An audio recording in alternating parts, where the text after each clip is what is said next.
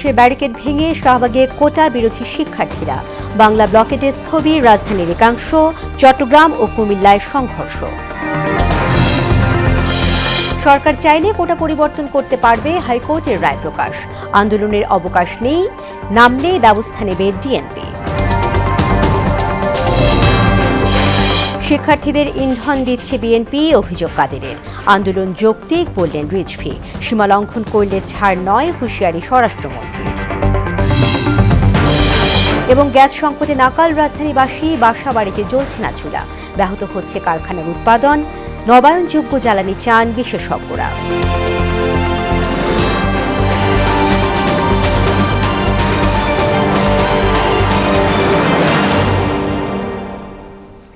আসসালামু আলাইকুম, মোহনা সংবাদে সবাইকে স্বাগত। শুনছিলেন শিরোনাম, সঙ্গে আছি তাসমিয়া জেরিন। পুলিশের ব্যারিকেড ভেঙে শাহবাগ দখলে নেয় আন্দোলনকারী শিক্ষার্থীরা। কোটা বিরোধীদের অনড় অবস্থানের কারণে এক পর্যায়ে পিছু হটতে বাধ্য হয় সাজওয়াজান। এ সময় ওই এলাকায় উত্তেজনা ছড়িয়ে পড়ে। আইনশৃঙ্খলা বাহিনীর সদস্যরা পুরো শাহবাগ ঘিরে রাখে। অহিংস কর্মসূচির মাধ্যমেই এক দফা দাবি পূরণ করে ঘরে ফিরতে চায় শিক্ষার্থীরা।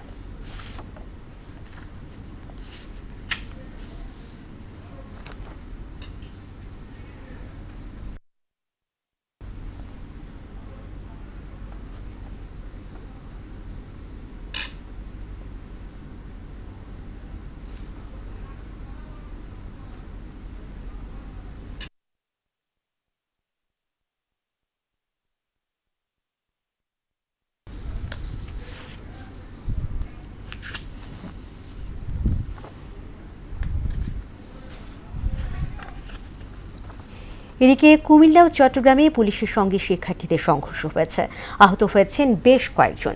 বিকেলে কুমিল্লা বিশ্ববিদ্যালয়ে শিক্ষার্থীরা পুলিশের সাথে সংঘর্ষে জড়িয়ে পড়ে। পুলিশ এ সময় ফাঁকা গুলি ও টিয়ারশেল ছোড়ে, এতে 4 সাংবাদিক সহ 20 জন আহত হন। চট্টগ্রামের টাইগার পাস মোড়েও পুলিশের সঙ্গে শিক্ষার্থীদের সংঘর্ষ ও ধাওয়া পাল্টা ধাওয়া হয়েছে। তানজিদ ভুইয়ার ডেস্ক রিপোর্ট। কোটা বিরোধী আন্দোলন সফল করতে কুমিল্লা বিশ্ববিদ্যালয়ের শিক্ষার্থীরা সমাবেশ করতে গেলে পুলিশের বাধার মুখে পড়ে। এ সময় শিক্ষার্থীদের ছত্রভঙ্গ করতে পুলিশ অন্তত 10 রাউন্ড ফাঁকা গুলি ও টিয়ারশেল নিক্ষেপ করে। আহত হন 4 সাংবাদিক সহ অন্তত 20 জন। চট্টগ্রামের টাইগার পাস মোড়েও পুলিশের সঙ্গে কোটা আন্দোলনকারী শিক্ষার্থীদের সংঘর্ষ হয়। এ সময় পুলিশ শিক্ষার্থীদের উপর লাঠি চার্জ করে। আন্দোলনকারীদের দাবি, কয়েকজন শিক্ষার্থীকে আটক করেছে পুলিশ। এছাড়া পুলিশের বাধা উপেক্ষা করে ঢাকা আরিচা মহাসড়ক অবরোধ করে জাহাঙ্গীরনগর বিশ্ববিদ্যালয়ের শিক্ষার্থীরা। অবরোধের কারণে মহাসড়কের দুপাশে দীর্ঘ যানজটের সৃষ্টি হয়, ভোগান্তিতে পড়েন যাত্রীরা। সরকারি চাকরিতে কোটা প্রথা সংস্কারের দাবি জানিয়ে সংবাদ সম্মেলন করেছেন রাজশাহী বিশ্ববিদ্যালয়ের কোটা সংস্কারপন্থী শিক্ষার্থীরা। এ সময় বিশ্ববিদ্যালয়ের শিক্ষার্থীরা এক দফা দাবির প্রেক্ষিতে সরকারি চাকরির সব ক্ষেত্রে কোটা প্রথা সংস্কারের স্লোগান দেয়। সাংবাদিক তানজিদ ভুইয়া, মোহনা সংবাদ। সরকার চাইলে কোটা পদ্ধতির পরিবর্ধন করতে পারবে। কোটা পূরণ না হলে মেধার ভিত্তিতে নিয়োগ দিতেও পারবে। বিচারপতি KM কামরুল কাদের এবং বিচারপতি খিজির হায়াতের বেঞ্চ এ রায় প্রকাশ করেন। এদিকে হাইকোর্টের রায়ের পর কোটা নিয়ে আর আন্দোলনের কোনো অবকাশ নেই। এরপরও আন্দোলনের নামে জনদুর্ভোগ সৃষ্টি করলে প্রয়োজনীয় ব্যবস্থা নেবে পুলিশ। বিস্তারিত জানাচ্ছেন ওবায়দুল হক মারুফ। 2018 সালে কোটা বাতিল করে জারি করা পরিপত্র অবৈধ ঘোষণা করে দেওয়া রায়ের মূল অংশ প্রকাশ করেছেন হাইকোর্ট। রায়ে বলা হয়েছে, সরকার চাইলে কোটা পদ্ধতির পরিবর্তন ও পরিবর্ধন করতে পারবে।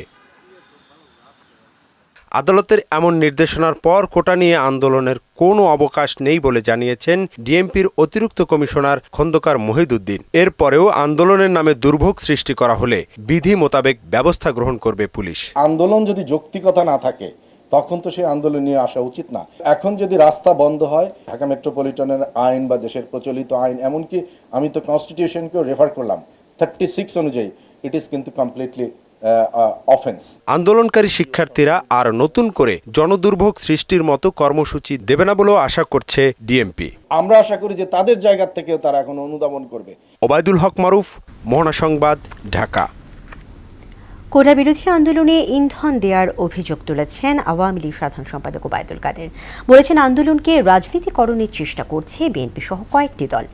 আর আদালতের রায়ের পরও আন্দোলন চালিয়ে যাওয়াকে সীমা লঙ্ঘন বলে মন্তব্য করেছেন স্বরাষ্ট্রমন্ত্রী আসাদুজ্জামান খান কামাল। তিনি সাফ জানান, জানমালের ক্ষতি করলে কোনো ছাড় দেওয়া হবে না। শামীমুজ্জামান চৌধুরীকে সঙ্গে নিয়ে আরও জানাচ্ছেন নাসির উদ্দিন। সরকারি চাকরিতে কোটা সংস্কারের দাবিতে কয়েকদিন ধরে আন্দোলনে শিক্ষার্থীরা। তবে বুধবার 2018 সালের পরিপত্র বহাল রেখে রায় দেন আপিল বিভাগ। তারপরও আন্দোলন চালিয়ে যাওয়ার ঘোষণা শিক্ষার্থীদের। তাদের দাবি সকল গ্রেডে যৌক্তিক সংস্কার। এ নিয়ে সংবাদ সম্মেলনে আওয়ামী লীগ সাধারণ সম্পাদক ওবায়দুল কাদের বলেন, আন্দোলনরতদের রাজনৈতিক ফাঁদে ফেলার চেষ্টা চলছে, তবে সেই অপচেষ্টা সফল হবে না। আন্দোলনের ব্যর্থতা পেছনে রেখে তারা নতুন করে আন্দোলন করা পায়তারা করছে। কোটা বিরোধী আন্দোলনকে তারা সরকার বিরোধী আন্দোলনের রূপ দেওয়ার চেষ্টা করছে। এদিকে সচিবালয়ে মাদকদ্রব্য নিয়ন্ত্রণ অধিদপ্তরের বার্ষিক সংবাদ সম্মেলনে স্বরাষ্ট্রমন্ত্রী আসাদুজ্জামান খান কামাল বলেন, কোটা আন্দোলনকে পুঁজি করে অনেকে ঘোলা পানিতে মাছ শিকার করতে চাইছে। হাইকোর্টে যে নির্দেশনা দিয়েছিল এখন সেটা অচল, সেটা এখন নেই। আমার মনে হয় ছাত্রদের এগুলি বোঝা উচিত, জানা উচিত যে এই রায় যখন নেই তাহলে আন্দোলন করছে কেন। এদের ডিমান্ড যেটা আছে আমরা শুনবো, কিন্তু শোনারও একটা লিমিট বোধহয় থাকে।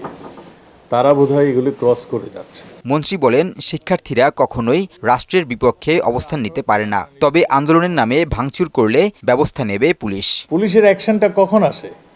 যখন অপারগ হয়ে যায়, অনৈতিকভাবে কোনো সিচুয়েশন তৈরি হয়, সেইগুলি করতে হলে পুলিশ বসে থাকবে। নাসির উদ্দিন, মোহনা সংবাদ, ঢাকা। দর্শক, শাহবাগে কিছুক্ষণ আগে কর্মসূচির বিষয়ে ব্রিফিং করেছেন আন্দোলনরত শিক্ষার্থীরা। সেখানে আছেন সহকর্মী এমআর আসাদ। আসাদ, আন্দোলনরত শিক্ষার্থীরা ব্রিফিংয়ে কি বলেছেন?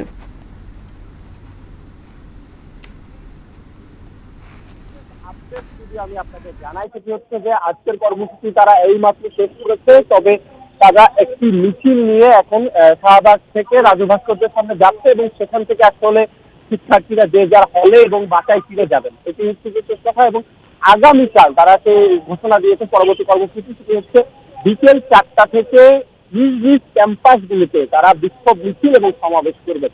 এই বিষয়টিগুলো আসলে তারা এখন পর্যন্ত জানিয়েছেন। আর ব্রিফিং এর মধ্যে আরো যে বিশেষ কিছু বিষয় ছিল, তার মধ্যে একটি বিষয় ছিল যে আপনি জানেন যে কুমিল্লা এবং চট্টগ্রাম বিশ্ববিদ্যালয়, রাজশাহী বিশ্ববিদ্যালয় সহ বেশ কিছু জায়গায় কিন্তু পুলিশের সঙ্গে আন্দোলনকারীদের আসলে বেশ কিছু ধাক্কাধাক্কির ঘটনা ঘটেছে। কোনো কোনো জায়গায় গুলিবর্ষণের অভিযোগও করেছেন আন্দোলনকারীরা। সুতরাং তারা এই বিষয়গুলোর খুবই নিন্দা জানিয়েছেন এবং আগামীতে যদি এ ধরনের ঘটনা আবার পুনরাবৃত্তি ঘটে, সেক্ষেত্রে আরো জোরদার আন্দোলনের ঘোষণা তারা দিয়েছেন। দ্বিতীয়ত যে বিষয়টি তারা বলেছেন সেটি হচ্ছে যে ঢাকা বিশ্ববিদ্যালয় সহ বেশ কিছু পাবলিক বিশ্ববিদ্যালয়ে আজকে বাংলাদেশ ছাত্রলীগ বহিরাগত বেশ কিছু মানুষকে নিয়ে এসে বা জলমল নিয়ে এসে আসলে সমাবেশ করেছে বা অবস্থান করছিল, এরকম অভিযোগ আন্দোলনকারীরা করেছেন।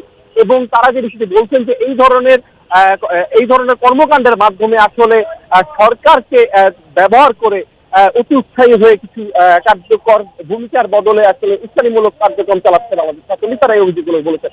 আর সব মিলিয়ে তারা আরেকটি বিষয় বলেছেন যে বেশ কিছু জায়গায় আসলে আমরা শুনেছি যে গণমাধ্যম কর্মী কিংবা তাদের যানবাহনগুলোর উপর হামলা বা ভাঙচুরের ঘটনা ঘটেছে। তারা আসলে সে বিষয়ে বলেছেন যে এটির সাথে আন্দোলনকারীরা কোনোভাবেই জড়িত নয়। তারা যে বিষয়টি বলেছেন যে এটি আসলে গণমাধ্যমের সঙ্গে আন্দোলন যারা করছেন তাদের সম্পর্কে ফাটল তৈরি করার জন্য এই ধরনের কর্মকাণ্ড আসলে পরিকল্পিতভাবেই করছে একটি ব্যক্তি। তারা এই বিষয়টি বলেছেন এবং তারা বলেছেন যে 18 পরিপত্র যেটি আবার বহালও যদি করা হচ্ছে, যে আইনি পদক্ষেপ রয়েছে, সেটি শুধুমাত্র যথেষ্ট হবে না। তারা তাদের এক দফা দাবিতে রয়েছেন, সেটি হচ্ছে কমিশন গঠন করে সংসদে জরুরি অধিবেশন ডাকতে হবে এবং সেখানে একটি কমিশন গঠন করে সংসদে আইন পাস করার মাধ্যমে এটি একটি যৌক্তিক এবং স্থায়ী দীর্ঘমেয়াদী সমাধান নিয়ে আসতে হবে। যেদিন আমার কাছে শাহবাগের মোড় থেকে এই দর্শক, শাহবাগ থেকে সবশেষ জানাচ্ছিলেন সহকর্মী এমআর আসাদ। এদিকে আন্দোলন করে যারা মানুষের জীবিকা বন্ধ করতে চায় তাদের বিরুদ্ধে রুখে দাঁড়ানোর ঘোষণা দিয়েছেন ছাত্রলীগ সভাপতি সাদ্দাম হোসেন। ঢাকা বিশ্ববিদ্যালয়ের মধুর ক্যান্টিনে এক সংবাদ সম্মেলনে আদালতের প্রতি আস্থা রেখে আন্দোলন প্রত্যাহার করে শিক্ষা প্রতিষ্ঠানে শান্তিপূর্ণ পরিবেশ ফিরিয়ে আনার আহ্বান জানান তিনি। আন্দোলনকে বিএনপি জামায়াত চক্র ভিন্ন খাতে প্রবাহিত করার চেষ্টা করছে বলে অভিযোগ করেন সাদ্দাম হোসেন। যানজট তৈরি না করে, দুর্বিষহ জীবনযাত্রা না করে বিকল্প উপায়ে যেখানে আমরা সমাবেশ করতে পারি, শান্তিপূর্ণ উপায়ে আমাদের মেসেজ জানাতে পারি, সেই জায়গায় এই ধরনের কৃত্রিম সংকট তৈরি করা দায়িত্বশীলতার পরিচয় নয় বলে আমরা মনে করি। গত কয়েকদিন ধরে ঢাকা শহরে নাগরিকেরা দুর্বিষহ যন্ত্রণার মধ্যে দিয়ে যাচ্ছে। আমাদের অনেকে চিকিৎসা, বয়স্ক রোগীরা চিকিৎসার জন্য বঙ্গবন্ধু মেডিকেল বিশ্ববিদ্যালয়ে আসছে, ঢাকা মেডিকেল কলেজের জন্য, বারডেমের জন্য উদ্দেশ্য করে ঘন্টার পর ঘন্টা তাদের অতিক্রম করতে হচ্ছে।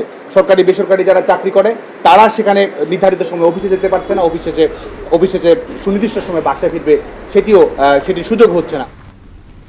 কোটা বিরোধী শিক্ষার্থীদের আন্দোলনকে যৌক্তিক বলে দাবি করেছেন বিএনপির সিনিয়র যুগ্ম মহাসচিব রুহুল কবির রিজভী। রাজধানীর নয়াপল্টনে দলের কেন্দ্রীয় কার্যালয়ের সংবাদ সম্মেলনে তিনি বলেন, আদালতের রায়ের মাধ্যমে সরকার নিজের চাওয়া পাওয়াকে প্রতিফলিত করতে চাইছে। কোটা বিরোধী আন্দোলন ইস্যুতে ঢাকা কলেজ ছাত্রদল নেতা আতিকুর রহমান রাসেলকে গুম করা হয়েছে মন্তব্য করে অবিলম্বে 11 দিন ধরে নিখোঁজ রাসেলের সন্ধানও দাবি করেন রিজভী। রাষ্ট্রীয় অপকর্ম ঢাকার জন্য একের পর এক অত্যন্ত সুকৌশলে তিনি একটার পর একটা ইস্যু তৈরি করছেন এবং মানুষ যেন ওই ইস্যুর দিকে ধাবিত হয়। কোটা আন্দোলন আপনি না করেছিলেন, পরিপত্র জারি করেছিলেন যে কোটা থাকবে না। প্রধানমন্ত্রীর সাথে যেন আদালতের একটা টেলিপ্যাথিক সম্পর্ক, অর্থাৎ শেখ হাসিনা যেটা ভাবেন আদালতের রায়ের মধ্যে দিয়ে সেটা চলে আসে। এদিকে থেমে নেই বিশ্ববিদ্যালয়ের শিক্ষকদের সর্বাত্মক কর্মবিরতি। সর্বজনীন পেনশন সংক্রান্ত বৈষম্যমূলক প্রজ্ঞাপন প্রত্যাহার, সুপার গ্রেডে অন্তর্ভুক্তকরণ এবং স্বতন্ত্র বেতন স্কেলের দাবি পূরণ না হওয়া পর্যন্ত কর্মসূচি অব্যাহত রাখার কথা জানিয়েছেন শিক্ষক নেতারা। সমস্যা সমাধানে প্রধানমন্ত্রীর হস্তক্ষেপ চেয়েছেন তারা। শিগগিরই দ্রুত সমস্যা সমাধানের আশাও করছেন শিক্ষক কর্মকর্তা কর্মচারীরা।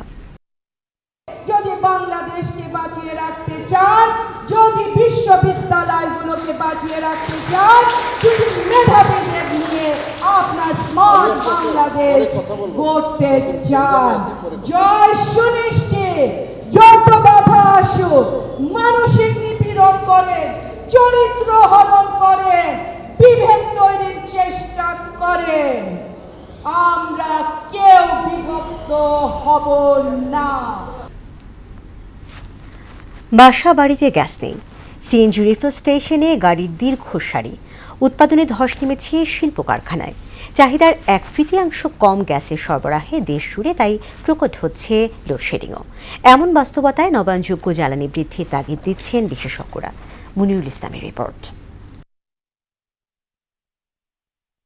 দেশে দৈনিক 410 কোটি ঘনফুট গ্যাসের চাহিদা রয়েছে। সরবরাহ করা হচ্ছে 240 থেকে 260 কোটি ঘনফুট গ্যাস। ফলে চাহিদার 1/3 বেশি গ্যাস সরবরাহ হচ্ছে না। রাজধানীর বাড্ডার একটি সিএনজি রিফিল স্টেশনের সামনের সড়কে 2 কিলোমিটার গাড়ির সারি। চাপ কম থাকায় কাঙ্ক্ষিত পরিমাণ গ্যাস পাচ্ছে না, তাই ঘন্টার পর ঘন্টা অপেক্ষা করেও মিলছে না কাঙ্ক্ষিত গ্যাস। বিশ্বব্যাংকের এক গবেষণায় দেখা যায়, এমন থেমে থাকা ঢাকায় প্রতিদিন 32 লাখ কর্মঘণ্টা নষ্ট হচ্ছে। গ্যাস নিতে গেলে 2 ঘন্টা 3 ঘন্টা জায়গা, তো এটা আমাদের অনেক সময় যাইতেছে না। গ্যাস নাই, প্রেসার নাই, লাইনে গ্যাস নাই, আমরা কি করব? এখানে আমার 4টা নজলের মধ্যে একটা নজল চলতেছে, রাত্র সেম জিনিস। রাজধানীর বাড্ডা নতুন বাজারের দক্ষিণ নয়ানগর আবাসিক এলাকার চিত্র আরও ভয়াবহ। এখানে গ্যাস আসে মধ্যরাতে আর যায় ভোর রাতে। গ্যাস না পেলেও বিল ঠিকই গুনতে হয়। 4টে বাজে উঠলেও গ্যাস পাওয়া যায় না, তাইলে কেমনে রান্না করবো আর কেমনে খাওয়া দাওয়া করবো? 1টার দিকে রান্না করে আবার 4টার দিকে উঠতে হয়, 5টার দিকে গ্যাস চলে যায়। বিল না দেখে করবো, ওই জন্য আমরা গ্যাস সিলিন্ডার জ্বালাই, সোলার বিলও দিই, গ্যাস বিলও দিতেছি। তবে সবচেয়ে করুণ দশা দেশের শিল্প কারখানায়, বিশেষ করে পোশাক কারখানায় উৎপাদন কমেছে আশঙ্কাজনক হারে। আমাদের ফ্যাক্টরিতে যে সমস্ত গ্যাস লাইনগুলো আছে, এখানে 24 ঘন্টা আমি বোধহয় 3 ঘন্টা গ্যাস পাই না, যাও পাই খুব কম। আমরা বিভিন্ন টাইপের সিলিন্ডার আমরা সংগ্রহ করি, আমরা বিভিন্ন পাম্পে যখন গ্যাস সিএনজি স্টেশনে বা গ্যাস পাম্পে যখন আমরা গ্যাস সংগ্রহ করতে যাই, সেখানে দীর্ঘ লাইন। গ্যাসের চাহিদা বৃদ্ধি সহ বৈদেশিক মুদ্রা সংকটে গ্যাসের আমদানিতে কিছুটা সাধন, অভ্যন্তরীণ উৎপাদন ও মজুত ঘাটতি এবং বঙ্গোপসাগরে একটি ভাসমান এলএনজি টার্মিনাল বন্ধ থাকায় গ্যাসের এই সংকট সৃষ্টি হয়েছে। বাংলাদেশে অবভিয়াসলি আমাদের যে নিজস্ব গ্যাস সরবরাহ সেটা দিনে দিনে কমে আসছে, সেটা বৃদ্ধি করার সুযোগ আছে। তবে এ সংকট মোকাবেলায় নবায়নযোগ্য জ্বালানি বাড়ানোর তাগিদ দিয়েছেন জ্বালানি বিশেষজ্ঞ অধ্যাপক তামিম। 600 মেগাওয়াটের সাথে আরো প্রায় 1000 মেগাওয়াট আমরা জানি বিভিন্ন পর্যায়ে সম্পূর্ণ মানে প্রকল্প শেষ হওয়ার পর্যায়ে আছে। তো সেটা হয়তো এই বছরের মধ্যে আরো 1000 মেগাওয়াট হয়তো যুক্ত হবে। আমি মনে করি এই 1500 মেগাওয়াটের সাথে আরো 1500 মেগাওয়াট যুক্ত করে দিনের বেলা সোলার দিয়ে আমরা জ্বালানি সংরক্ষণ বা জ্বালানি বাঁচাতে পারি আর কি। মনিরুল ইসলাম, মোহনা সংবাদ, ঢাকা। ফাঁস হওয়া প্রশ্নে চাকরিতে নিয়োগের প্রমাণ পেলে আইন অনুযায়ী ব্যবস্থা নেওয়ার কথা বলেছেন জনপ্রশাসন মন্ত্রী ফরহাদ হোসেন। দুপুরে সচিবালয়ে সাংবাদিকদের প্রশ্নের জবাবে তিনি বলেন, এই নিয়ে পাবলিক সার্ভিস কমিশনার থেকে তদন্ত হচ্ছে, প্রয়োজনে মন্ত্রণালয়ের মাধ্যমেও তদন্ত করা হবে। প্রতারণার আশ্রয় নিয়ে চাকরিতে নিয়োগ কোনোভাবেই কাম্য নয় বলেও মন্তব্য করেন মন্ত্রী। কর্ম কমিশন একটি সাংবিধানিক প্রতিষ্ঠান, তো তারা সেখানে ব্যবস্থা গ্রহণ করবেন বলে চেয়ারম্যান সাহেব ইতিমধ্যে বলেছেন, সুন্দর করেই বলেছেন। তো বিষয়গুলো প্রমাণ হতে হবে এবং সেটির জন্য ব্যাপক প্রচেষ্টা চলছে এবং এখানে একটু ত্রুটি নাই, খুবই শক্তভাবে সরকার কিন্তু দেখছে। এবং সেক্ষেত্রে আপনি যেখানে দেখেন যে সিআইডি কিন্তু এখানে খুব তাৎক্ষণিকভাবে মানে এটার উপর স্পেশাল একটা প্রকাশ করছে যে আসলে বিষয়টি কি হয়েছে। দেশের বাইরের খবর, ভারতের বিভিন্ন রাজ্যে বজ্রপাতে একদিনে 38 জনের মৃত্যু হয়েছে। বুধবার এই হতাহতের ঘটনা ঘটে। এদিন প্রতাপগড় জেলায় 11 এবং সুলতানপুরে 7 জনের মৃত্যু হয়েছে। ঝলসে গেছে আরও অন্তত 12 জন। তাদের স্থানীয় হাসপাতালে ভর্তি করা হয়েছে। এদিকে ভারতের উত্তরপ্রদেশ ও এর পার্শ্ববর্তী রাজ্যে আগামী 5 দিন ভারী বৃষ্টিপাতের পাশাপাশি বজ্রপাতের সতর্কতা জারি করেছে প্রশাসন। খেলার খবর, ক্রিকেট। এক সপ্তাহ পরে শ্রীলঙ্কায় শুরু হচ্ছে নারী এশিয়া কাপ ক্রিকেট। 8 দলের অংশগ্রহণে আসরের খেলা হবে টি20 ফরম্যাটে। এশিয়া কাপকে সামনে রেখে প্রস্তুত বাংলাদেশ নারী দল। বিকেএসপি গ্রাউন্ডে অনুশীলন পর্ব শেষ করেছে নিগার সুলতানারা। এবার ভালো কিছু করার প্রত্যাশা নিয়েই খেলতে নামবে টাইগ্রেসরা। আরও জানাচ্ছেন মুদাসির আলী। খুব নিকটেই এশিয়া কাপ, যেহেতু খেলা হবে শ্রীলঙ্কার মাটিতে, তাই বিকেএসপি গ্রাউন্ডে ঘাম ঝরিয়েছে নারী ক্রিকেটাররা। লক্ষ্য এবার ভালো কিছু করার। মালয়েশিয়ায় 2018 সালে চ্যাম্পিয়ন হওয়ার সুখকর স্মৃতিও যেমন রয়েছে বাংলাদেশের, তেমনি রয়েছে 2022 সালে নিজ দেশে হেরে যাওয়ার তিক্ত স্বাদ। যেটা চলে গেছে তো চলে গেছে, সেটা তারা ফিরে পাবো না।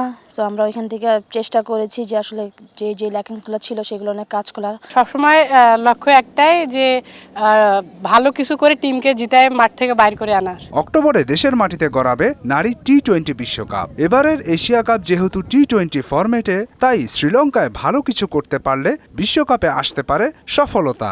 যেহেতু আমাদের সামনে হচ্ছে ওয়ার্ল্ড কাপ, তো আমরা এশিয়া কাপটাকে অবশ্যই একটা প্লাস পয়েন্ট হিসেবে দেখতেছি, কারণ আমাদের টি20 চালু হয়েছে বেশ অনেক দিন হয়েছে।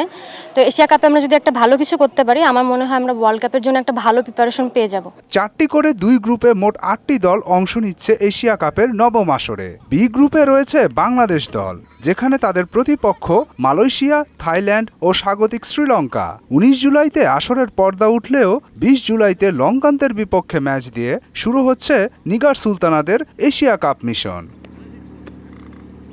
মুদাসির আলী, স্পোর্টস ডেস্ক, মোহনা সংবাদ। শেষ করব মোহনা সংবাদ, যাওয়ার আগে শিরোনামগুলো আরও একবার।